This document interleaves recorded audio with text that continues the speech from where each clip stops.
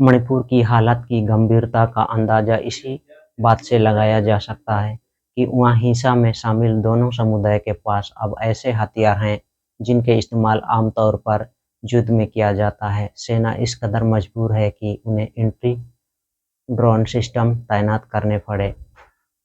पहाड़ों और घाटियों में लोगों ने बंकर बना कर रखे हैं।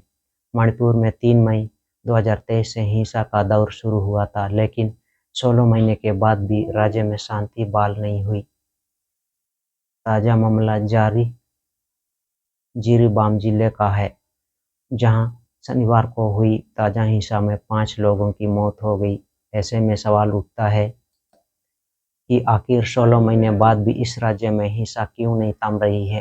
वैसे तो मणिपुर में पिछले साल मई से ही लगातार तनावपूर्ण है, लेकिन पिछले कुछ महीनों से स्थिति थोड़ी नियंत्रण में थी। लेकिन अब हवाई बमबारी, आरपीजी और आधुनिक हथियारों के लिए फंड के इस्तेमाल के बाद हालात और खराब हो गए हैं। ताज़ा हमले के बाद तलाशी में पुलिस को 7.62 मिनी स्नाइपर राइफल, पिस्तौल, इम्प्रोवाइज्ड लॉन्ग रेंज मोर्टार और इम्प्रोवाइज्ड शॉर्ट रेंज मोर्टार और ग्रेनेड, हैंड ग्रेनेड समेत तमाम आधुनिक हथियार मिले हैं। वहीं मणिपुर अखंडता समन्वय समिति ने एक कड़ा अल्टीमेटम जारी किया है, जिसमें मणिपुर में चल रहे संकट का हल करने के लिए भारतीय सशस्त्र बलों ने तत्काल निर्णायक कार्रवाई करने की मांग की गई है। समिति ने स्थिति से निपटने के लिए बलों को 5 दिन की समय सीमा तय की है, जिसमें चेतावनी दी गई है कि कार्रवाई न करने पर लोगों को अपनी आबादी की सुरक्षा के लिए कठोर कदम उठाने पड़ेंगे। समिति ने स्थिति से निपटने के लिए केंद्रीय सुरक्षा बल के तरीके, खासकर कुकी उग्रवाद समूह से निपटने के लिए उनके तरीके पर गहरा असंतोष व्यक्त किया है। अपने अल्टीमेटम में सीओएमआई ने या तो इन उग्रवादी समूह पर कड़ी कार्रवाई करने या मणिपुर से केंद्रीय बलों को वापस बुलाने का आह्वान किया है। सबसे आम सवाल है कि आखिर मणिपुर में हिंसा थम क्यों नहीं रही। इसके कई कारण हैं। आसान भाषा में समझे तो यह पूरी लड़ाई दो जातीय समूह कुकी और मेती के बीच की है।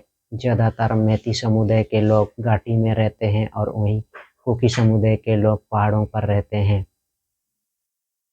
हिंसा के बाद तो इन दोनों समुदाय का एक दूसरे के स्थान पर जाना बिल्कुल बंद सा है।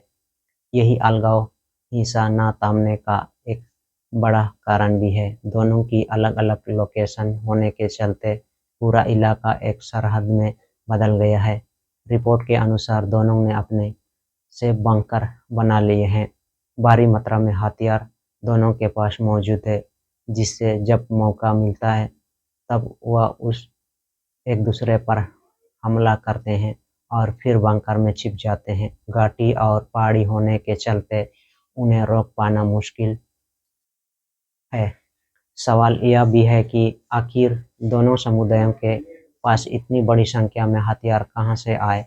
जिन हथियारों का हिंसा में इस्तेमाल हो रहा है वह आमतौर पर युद्ध में इस्तेमाल किए जाते हैं या फिर जवानों द्वारा इस्तेमाल किए जाते हैं। दरअसल मणिपुर में तैनात सेना के जवानों समेत कई थानों में पिछले कई दिनों से हथियार की लूट की खबर सामने आई थी।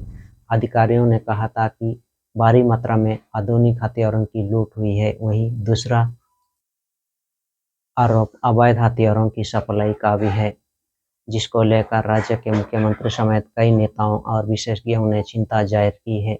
आरोप है कि पड़ोसी देशों से मणिपुर में अवैध हथियारों की सप्लाई हो रही है, जिससे हिंसा भड़क रही है। हिंसा को रोकने के लिए मणिपुर में सैनिकों, अर्धसैनिकों और पुलिस बल की तैनाती हजारों की संख्या में है, लेकिन वह भी इस हिंसा को रोकने में बेबस दिख रही है। इसके कारण आपसी समन्वय की कमी कहा जा सकता है। मणिपुर के मुख्यमंत्री एन बीरेंद्र सिंह जहां एक और विपक्ष के निशाने पर हैं, वहीं उन पर पक्षपात के आरोप लगते रहे हैं। दरअसल मुख्यमंत्री एन बीरेंद्र सिंह मेती समुदाय से आते हैं। मेती सियासी रूप से भी मणिपुर में प्रभावशाली है। ऐसे में आरोप लगते रहे हैं कि वीरेंद्र सिंह मैती समुदाय के लोगों के प्रति सॉफ्ट कॉर्नर रखते हैं। पिछले दिनों हिंसा में कई बीजेपी नेताओं का भी निशाना बनाया गया था। ताजा हिंसा मामले में भी सीएम वीरेंद्र सिंह पर आरोप लगते लगे। कहा गया है कि उनका कथित ऑडियो लीक होने के बाद भड़की है। इस कथित वायरल ऑडियो में सीएम वीरेंद्र सिंह की हिंसा में संलिप्तता की बातें थी। पिछले साल 3 मई को मैती समुदाय की अनुसूचित जनजाति दर्जे की मांग के विरोध में पहाड़ी जिलों में आयोजित आदिवासी एकजुटता मार्च के बाद भड़की जातीय हिंसा के बाद से मणिपुर में जब तक 200 से अधिक लोगों के मारे जाने की सूचना है। मणिपुर की आबादी में मैती लोगों की संख्या लगभग 53% है और वह ज़्यादातर इम्फाल घाटी में रहते हैं, जबकि आदिवासी कुकी समुदाय आदिवासी जिनमें नागा और कोकी शामिल हैं 40% हैं और मुख्य रूप से पहाड़ी जिलों में रहते हैं। बता दें कि इस हिंसा के चलते हजारों की संख्या में लोग राहत शिविरों में रहने को मजबूर हैं।